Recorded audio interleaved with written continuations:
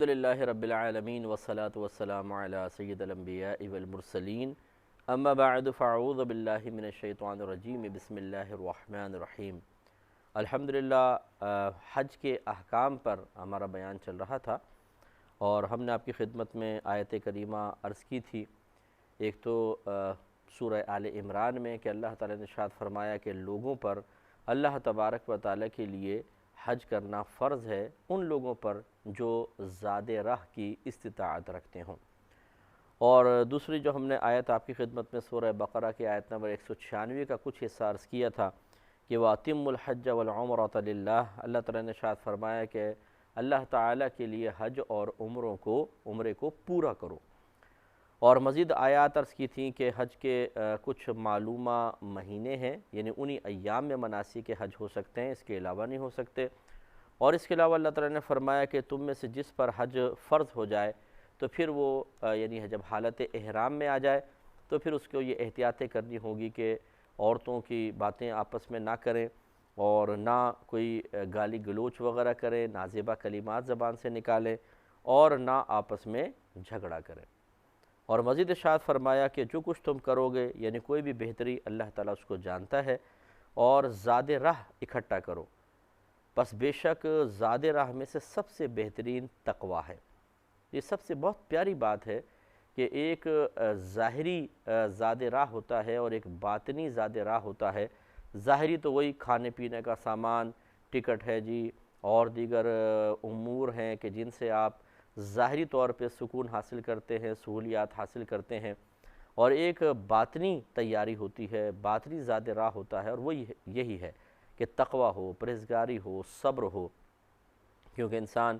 جب وہاں جا کر بے صبری کرتا ہے، اور ہم دیکھتے ہیں، آپ بھی دیکھتے ہوں گے کہ گالی گلوچ ہو رہی ہے، لڑائی جھگڑا ہو رہا ہے کہ چھوٹی چھوٹی باتوں پر، کھانے کے اوپر، یہ کھانا کیوں بنایا، فلاں کھانا کیوں نہیں بنایا، لڑ رہے ہیں، جھگڑ رہے ہیں، افراتفری کر رہے ہیں، اور کمرے کے اوپر جھگڑا ہو جاتا ہے، مجھے یہ بیڈ کیوں دے دیا، اسے یہ بیڈ کیوں دیا، میں وہاں پہ رہوں گا، میں ادھر رہوں گا، اور اسی طریقے سے وہاں پر جا کے تماشا بن جاتے ہیں اور اپنی ساری نیکیاں داؤ پر لگا دیتے ہیں۔ تو یہ اللہ تعالیٰ نے سختی کے ساتھ منع فرمایا۔ آپ کی خدمت میں عرض کیا تھا کہ زاد راہ سے مراد یہ ہے کہ انسان حج کے تمام تر اخراجات پر قادر ہو، مسلمان ہو، عاقل ہو، بالغ ہو، بینائی رکھتا ہو، تندرست ہو، عورت ہے تو عدت میں نہ ہو۔ تو جب یہ چیزیں جمع ہو جاتی ہیں اور حج کے سیزن میں ہوتی ہیں، چاہے وہ قرآن اندازی کے لیے اپنا نام دینے کے سلسلے میں ہوں، قافلے بن رہے ہیں، یا پاسپورٹ وغیرہ لیے جا رہے ہیں، تو اس شخص پہ حج فرض ہو جائے گا۔ اگر بالفرض اس سال نہ بھی جا سکا، حج فرض ہے، آئندہ سال کرے، اس سے آئندہ سال کرے گا۔ اور پچھلے پروگرام میں یہاں پر ہم نے اختتام کیا تھا کہ جب حج فرض ہو جاتا ہے تو پھر ادائیگی کے لیے انسان کو دیکھنا ہوتا ہے، کچھ شرائط ہوتی ہیں، مثلاً کہ تندرست رہے انسان، ایسا نہ ہو کہ اس کا نام قرآن اندازی میں نکل آیا اور شدید ترین بیمار ہو گیا، تو حج تو فرض رہے گا لیکن اس کی ادائیگی اس پر لازم نہیں ہوگی۔ جب کبھی آئندہ سالوں میں اللہ تعالیٰ صحت عطا فرمائے تو وہ چلا جائے۔ ایسا بھی ہو سکتا ہے کوئی ناگہانی طور پر نابینا ہو جائے، اللہ نہ کرے، تو اگر ایسا ہو گیا تو اس پر اس سال حج کی ادائیگی لازم نہیں ہوگی جب تک بینائی نہ آ جائے۔ اسی طرح کوئی بہن ہے، حج تو فرض ہے لیکن ان کو کوئی محرم نہیں ملا، تو وہ محرم کی نہیں ہے تو وہ نہیں جا سکتی ہیں۔ آج کل یہ اعلان کیا گیا ہے غالباً کہ 45 ایئرز کی اگر کوئی عورت ہے، 45 سالہ، تو وہ بغیر محرم کے سفر کر سکتی ہے، وہ کسی قافلے میں کسی کی بھی محرم بنا دی جائے گی اور وہ چلی جائے۔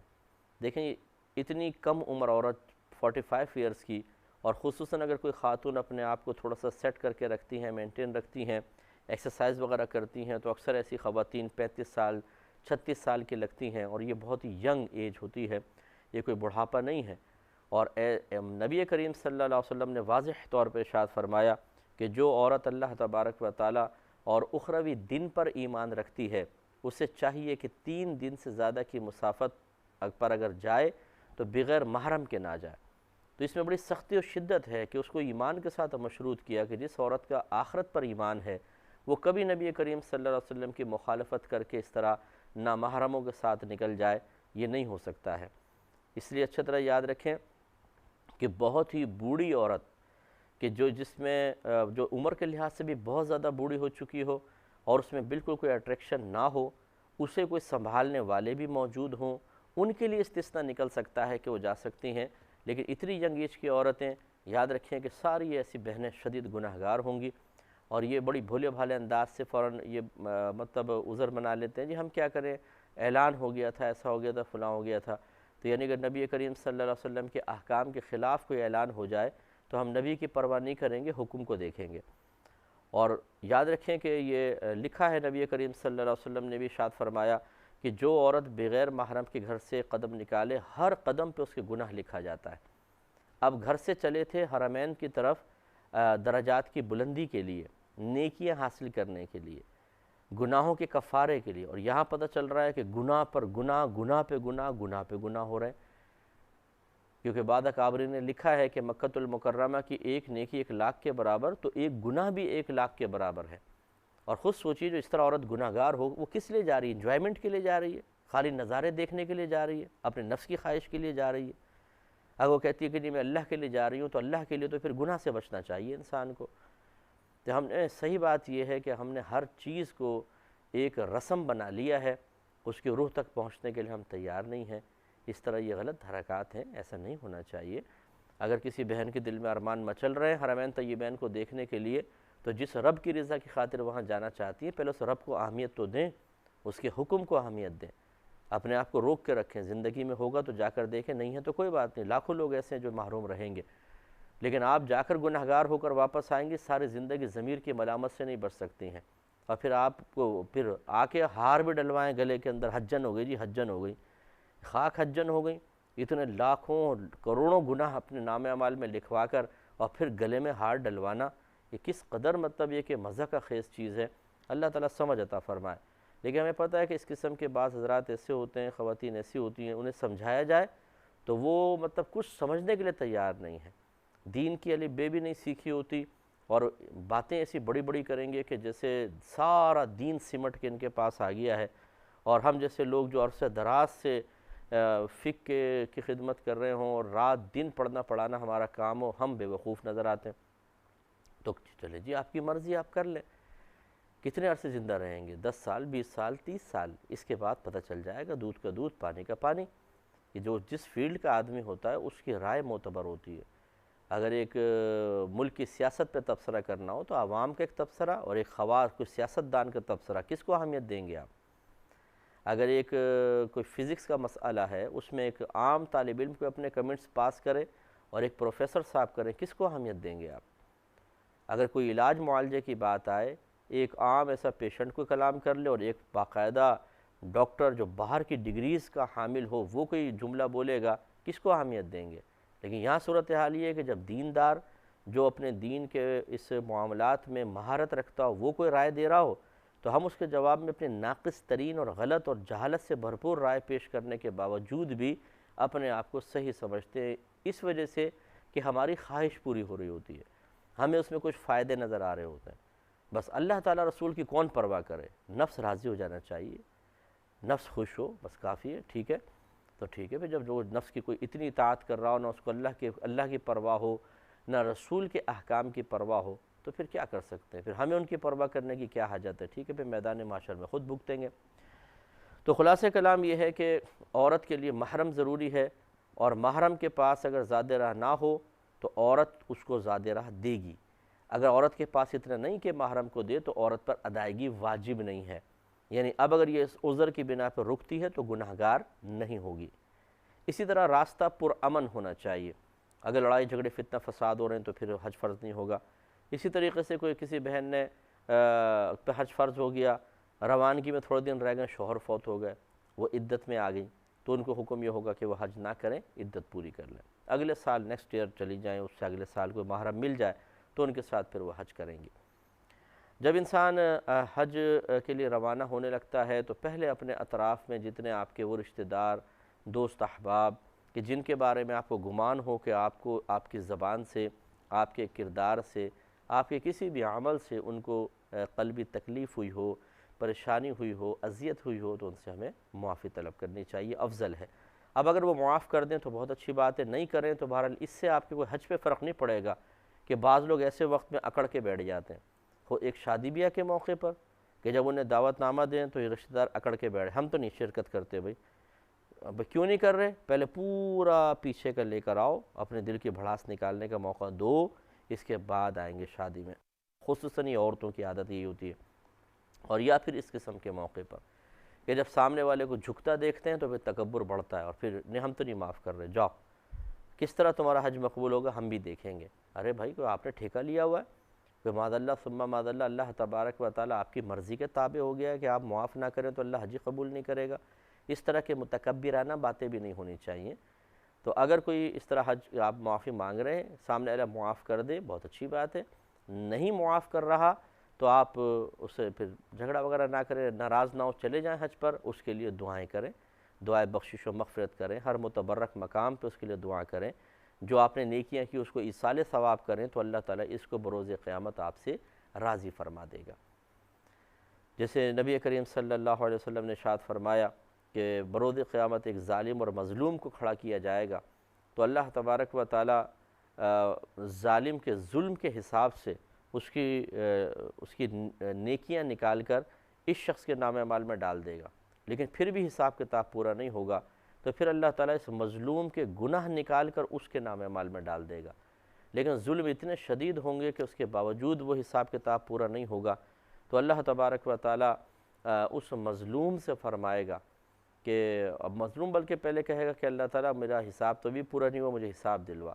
تو اللہ تعالیٰ فرمائے گا اوپر دیکھو، وہ دیکھے گا تو اس کے بڑا خوبصورت اسے ایک محل نظر آئے گا اور اتنا نفیس بنا ہوگا کیونکہ جنتی محل ہوگا کہ وہ حیران رہ جائے گا، تو وہ پوچھے گا بے اختیار اللہ تعالیٰ یہ کس کا ہے؟ تو اللہ تعالیٰ فرمائے گا کہ جو اس کی قیمت ادا کر دے،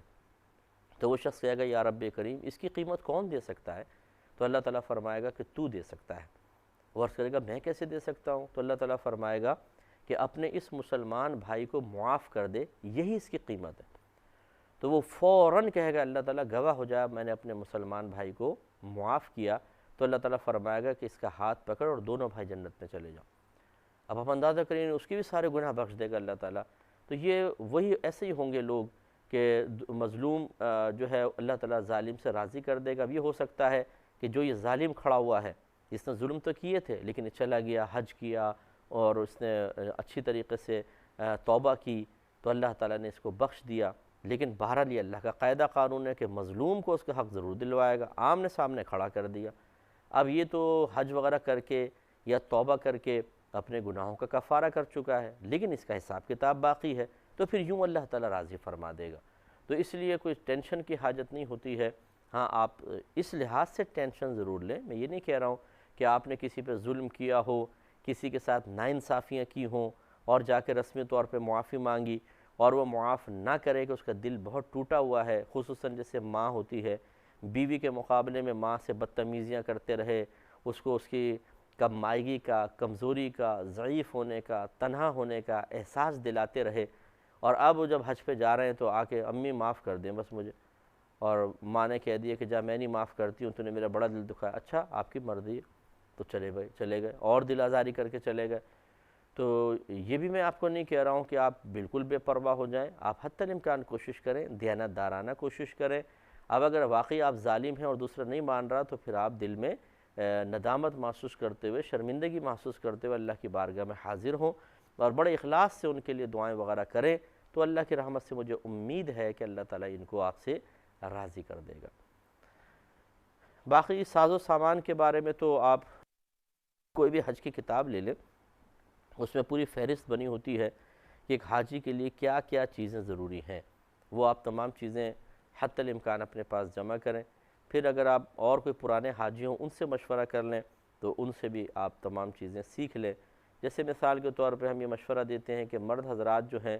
وہ اپنے جسم کے مطلب جیسے سر کے بال ہیں، جسم کی صفائی تو آدمی جو کرتا ہی ہے، ریگولر صفائی وہ ہونی چاہیے، اس کے علاوہ سر کے بال صاف کروا لیں، مرد حضرات حلق کروا لیں،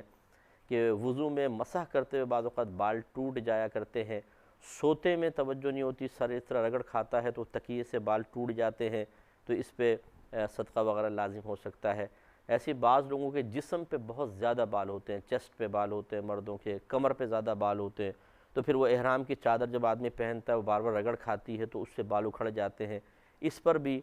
کفارے اور صدقہ وغیرہ لازم آ سکتا ہے۔ تو اس لیے اگر یہ مرد کے لیے کوئی ناجائز نہیں ہوتا کہ جیسے وہ سینے کے بال ہیں، کمر کے بال ہیں زائد، تو ان کو صاف کروا لے، بلکہ یہ فقہا نے افضل اور اولا لکھا ہے کہ انسان بالوں کو صاف کروا لے، کیونکہ ان کی وجہ سے غسل کرتے ہوئے زیادہ پانی استعمال ہوگا، اس لیے ان کو اگر صفائی کروا لی جائے تو اس میں مرد کے لیے کوئی حرج نہیں ہے۔ تو یوں اچھی طرح پہلے سے صفائی انسان کر لے۔ اسی طرح ایک احتیاط جو اضافی سمجھنے میں نے یاد رکھنی چاہیے کہ اگر آپ کے ساتھ کچھ گھر کی خواتین جا رہی ہیں تو ان کے جو مطلب دوپٹے برقع وغیرہ ہو یا کوئی بھی اسکارف وغیرہ جو انہوں نے پہنا ہے اس کے اوپر کوئی ایسی نشانی لگا دیں سر کے اوپر کہ دور سے دیکھیں وہ چلتی ہوئی نظر آ جائے آپ کو، کیونکہ اکثر ایسا ہوتا ہے کہ خصوصاً طواف میں، اس طرح حرم میں داخل ہوتے باہر نکلتے وقت، اسی طرح مینا میں بہت زیادہ رش ہوتا ہے اور بعض اوقات ایک دم آدمی بچھڑ جاتا ہے، اور اگر کوئی اس طرح کی نشانی نہ ہو تو بعض اوقات یوں سامنے چلتا ہوا نظر نہیں آتا، کیونکہ ہر ایک جیسے لوگ ہوتے ہیں۔ تو اس لیے کوئی نہ کوئی ایسا بھڑکیلا سا کوئی ایسا کپڑا ان کے برقعے کے اوپر لگائیں کہ دور سے اورنج جیسے ہے یا بہت ہی لائٹ گرین سا ہو کہ دور سے دیکھیں تو نظر آ جائے، اس طرح ہونا چاہیے۔ ایسی ہماری بہنیں جو ہیں وہ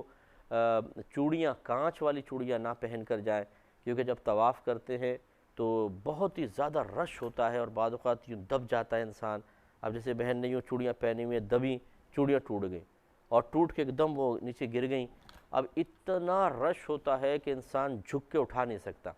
کیونکہ یہ پیچھے سے پریشر ہوتا ہے، اور وہ پریشر سینکڑوں لوگوں کا ہے، ہزاروں بھی میں کہوں تو بیجا نہیں ہوگا کہ اس طرح پریشر ہوتا ہے کہ اگر آپ کھڑے ہوں دھکا لگے آپ کو، رک ہی نہیں سکتے، آپ ان پہ گر جائیں تو یوں آپ کو گھسیٹ کے یوں لے جائیں گے۔ تو نیچے بیٹھنے والا تو کا مطلب یہ ہے کہ پیچھے سے اگر کوئی رکنے کی کوشش بھی کرے تو اسے پیچھے سے دھکا لگے گا، وہ آپ پہ گرے گا، تیسرا چوتھا، اور پھر آپ دب جائیں گے۔ اچھا اب کیا ہوگا کہ اگر اٹھائے نہیں تو لوگ ننگے پیر ہوتے ہیں سب، وہ چوڑیوں پہ پاؤں پڑے گا اور پاؤں کٹیں گے۔ تو کئی دفعہ ایسا ہوا ہے کہ کچھ چیزیں لگ جانے سے بلڈ نکل آیا لوگوں کے اور تکلیف ہوتی ہے، اور طواف کے لیے وضو لازم ہوتا ہے، پھر وہ بیچارے آزمائش میں پڑ جاتے ہیں۔ اس لیے بہنیں ذرا ان چیزوں کا اچھی طریقے سے خیال کریں، اور اس کے بارے میں انشاءاللہ عرض کریں گے، لیکن نیکسٹ پروگرام میں وآخر دعوانا ان الحمدللہ